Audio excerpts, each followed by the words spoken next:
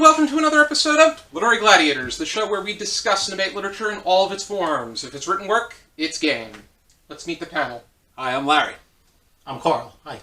I'm Sarah. And I'm Josh. And this is the weeks that we are introducing new people to the panel. And today we are going to be introducing our newest panelist. He is currently my favorite co-cashier in the department in which I work. So, Karl, it is an honor and pleasure to have you on board. Great to be here. Thank you. Mm-hmm. And that only changed when my favorite co-cashier was moved to a different department. But still. I guess that counts. Mm-hmm. Totally counts. But yeah, Karl is always a delight to engage in conversations with while we're working where we're working. It passes a lot of time, and he saw some of the videos and wanted to take part, so we got him on board. Karl and Sarah are our two newest people. But today we're going to be going over a classic children's book, one of my favorites from way back when, and that is Love You Forever. It was written by Robert Munsch and illustrated by Sheila McGraw. And the discussion starter that I have for this book is, Love You Forever has been subject to reviews of both extremes, from heartfelt and tear-jerking to creepy and discomforting. Where do you stand? Do you feel there are good intentions behind how the mother in this story goes about expressing her love for her son? I was leaning more toward the creepy and disturbing side myself. That doesn't shock me. It seems a little, I don't know, strange. I don't know, like, what's going on. It's like, why is she doing that? Especially toward the end when she's breaking into the kid's house. I mean, that's a little That was hysterical. The ladder on the roof. That's hard. Oh, that's why she had the ladder. Yeah. She was climbing into his window, and if he was asleep, she was going to rock him and sing that song to him, which she did. That's the whole point of "I'll love you forever, I'll like you for always," and I should know the whole thing by heart. I think as long as I'm living, my baby you'll be. Yeah, I don't like that line either. It reminds me of a Pink Floyd song. Cares if it reminds you of a Pink Floyd song. Oh, the song Mother. Oh, the song Mother, okay. You'll always be baby to me. You know that one? I would need to listen to that one. Yeah, But it's a creepy song. I think that with regard to... I think that it's perfect for its target audience of younger readers. Mm. And I think that it is that adults are able to understand the absurdity. Because with the younger reader, you have... they're not looking at Mommy's a creeper. They're looking at... No. They're looking at... Mommy's coming in your room and she's going to give you love, kind of thing. And it just, when he gets older, it's funnier because the kids are living in that moment. They're not thinking about when they're 10 years from now, when they're not going to be as,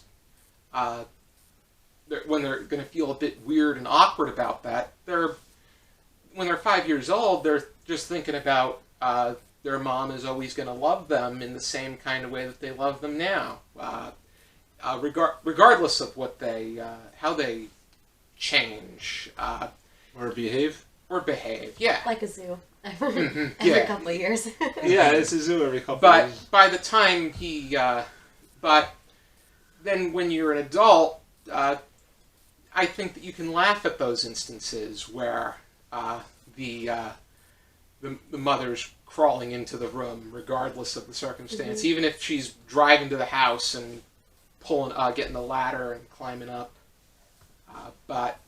I think from the mother's point of view, I don't think there's, from her point of view, I don't think there's anything that would go too far that would constitute weirdness or creepiness. If she's a mother and just going by the four lines of that song, I'll love you forever, and I think from her point of view, she's not doing anything You know, she's just being a mother, and she's still showing the same love that she showed him when he was little. when he was a baby. And it's very important that she also says, "I'll like you for always," because there's this whole thing of you don't have to like someone, but you don't have to like someone, but you have to love them. As far as family's concerned, in the way that you might not want to be around them, but you'll be there for them in the event of an emergency. But this mother not only will always be there, but she'll always appreciate and care for and want to see her son succeed or child succeed. Yeah, I mean, that part doesn't come across so much, right? Because, I mean, the kid's just being unruly, it seems like. I mean, he's growing up. Yeah, because he's doesn't seem like he's behaving particularly well. Not necessarily. I mean, that's part of adjusting. All kids are different. This one just happens to be approaching life in a different way, and so is his mother. Why is she coming into the room, making sure he's asleep, and then rocking him? Like, what's that about? When babies, well, I'm not a mother, but I've spent some time with babies and kids, and under the idea that, like, she's thinking her son will be her baby forever. Like, my niece is 8, and if she sometimes goes to sleep, I'll just kiss her on the head and leave. But if she's, like, not totally asleep, I think you might not want to wake up a child or baby, so I think she might be waiting for, like, her baby to be sleeping and then kind of rock him, and then, I don't know, I didn't mean to cut you off, but I think that's kind of, might be, from the mother perspective, like a truly maternal love kind of. I never thought of it as creepy.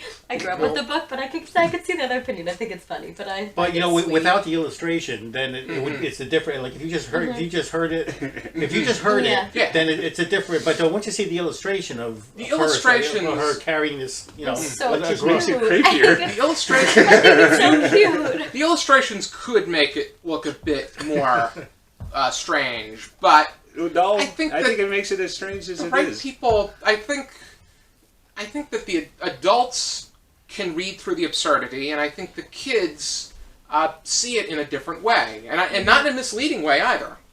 I don't think that they're being misguided. I think that the message of what Munsch is saying is stronger than the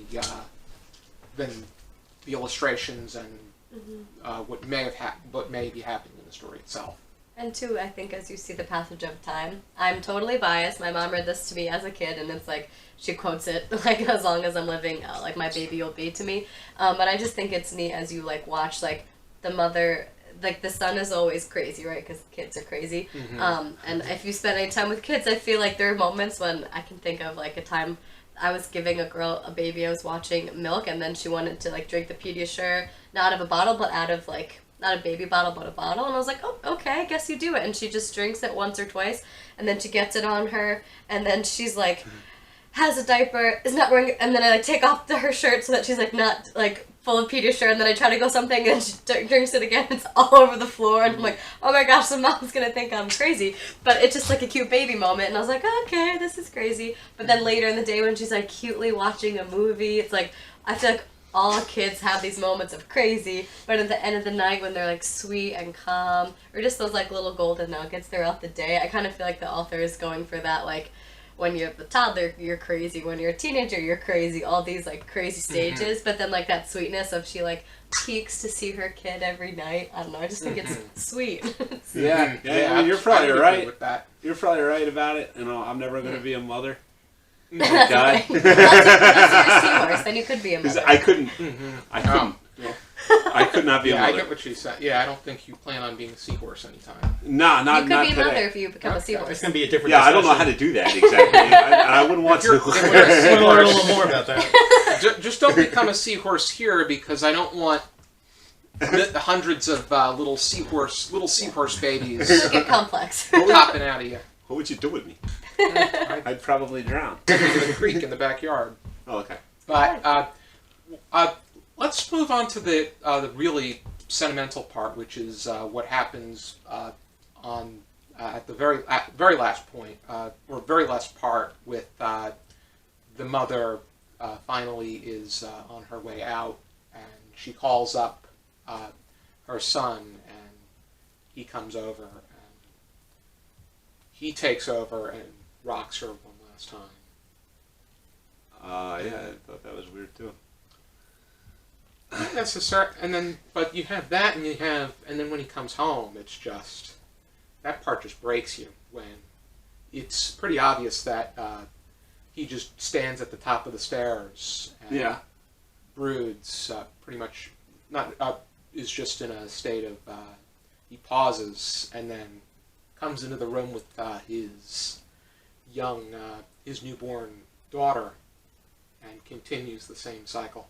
Well, he was still in the thought of. I mean, he just came from his mother's house, right? And it doesn't actually say that she died, but obviously she did. I think we can make the assumption. Yeah. And then when he came up the stairs, I thought about that for a second. When he came up the stairs and paused, it was kind of like he was reflecting about just what happened. But then he felt like it's time to move on now, and he's going to go take care of his daughter. Oh, yeah. Yeah, that was pretty cool. That was just, it was, I think that one, if anything can break you, I think that is bound to do so. And that the cycle of life continues.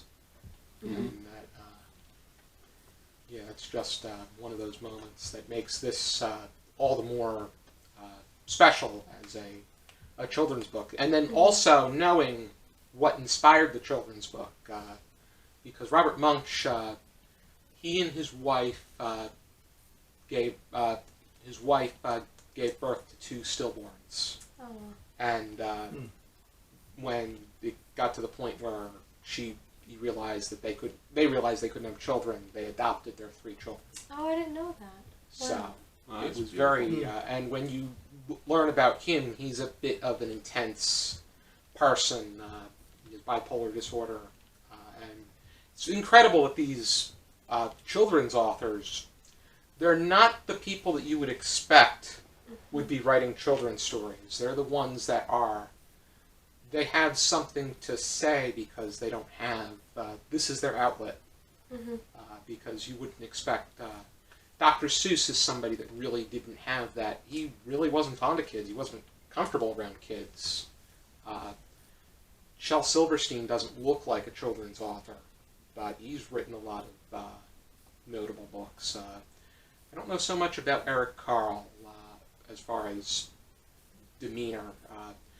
Tommy DiPaola is just a ball of joy to begin with. So, but just that whole, the way that children's authors, the way that they are, and what inspires their work. But do we have any final thoughts? No.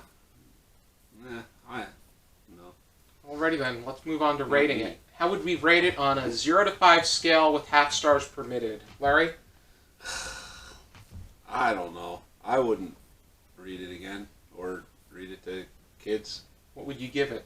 What kind of rating? I guess a 1. Like you did to Many Moons? Is that what I gave for Many Moons? Yeah, I'll go 1.5 then. Oh, okay. At least you give it a half a star more. It's half star. Karl? I'll go with a 4, I think, because I'm a parent and it does, hit on some like emotional levels too. So I mean, it's a short book, but but it says a lot.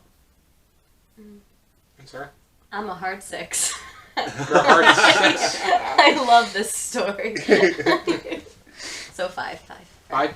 Integrity. I would give it a hard 6 if that was a choice as well, but I'm with Sarah. I'm giving it a 5. I think that this is one of the... that's why I like having you on the panel, Sarah. But I think that this is a children's book that is relevant to all audiences, stands the test of time, and is just... it sparks an emotion. It really makes you feel like... A baby. that you want to choke up. That kind of feeling. And Larry, I thought you can... I got something for you to take back to your swamp. What is it? I'll keep this part of I it. don't know. Oh, it's an apple. An onion. Oh, an onion! From me, my swamp? For you and your swamp. Alright. And your many layers. Like Shrek? That's funny. He's calling me Shrek. Is that what that means? I think he's got like, Yeah, You had this plan. Unless Unless today's the day I call Larry Shrek. Well, thank you, pal. I called you Shrek a few weeks ago Oh. when you panned Many Moons. Oh. You're panning all of these great children's books. He Oh, doesn't okay, forget. great. I'm getting the feeling he doesn't forget any review. No, I don't No. forget. And these are great. These are things that really, I think what makes a children's book is its ability to speak to the ability to speak to the younger reader, but at the same time be able to entertain all audiences in both the way of story, of execution, be it humor or message. And I think that this one is both. It's hysterical. I think that it's heartfelt. I think that it can be viewed as a tearjerker, and it really explores the cycle of life and has a very strong message of that inspires parents to want to be even stronger and more passionate about their kids, regardless of the circumstances and the hardships that they may have to come across. And in this case, she passed it along to her son. Yep, Because she passed it along to him, who's in turn going to pass it along to his daughter. and then she'll pass it along to someone too. And that's the way it goes. So, if you are interested in Maybe reading, next time we could do a children's story called "Here Comes Daddy's Belt." wonder how many people you're going to get on that panel. No, because I mean, like, the message I get from it is like, I don't know. It doesn't matter what you do. I'm going to keep my mouth shut all day and then rock you when you're asleep. Oh, okay. That's what I get from it. It's like, I don't know. You'll always be my baby. I think that would be. I I think that would complicate. You could write your own version of "Here Comes Daddy's Belt," and Yeah, it would be like the same story, and hope that. I think that it will except it's gonna. it'll be the kid's dad. Keep in mind that it's going to be banned in plenty of other countries. Anybody that outlawed corporal punishment, so you can take Canada out of your. They've outlawed sets. corporal punishment in Canada? Yeah, they have, because in the comic strip For Better or For Worse, they edited out any comic strips that included spanking. Okay. Sweden was the first one. That was 1979. But that's beside the point. I'll do without their sales. Be sure to check out this outstanding children's book, Love You Forever, by Robert Munsch, illustrated by Sheila McGraw. And be sure to join us next time for another episode of Literary Gladiators. Larry, you enjoy your onion. And keep reading.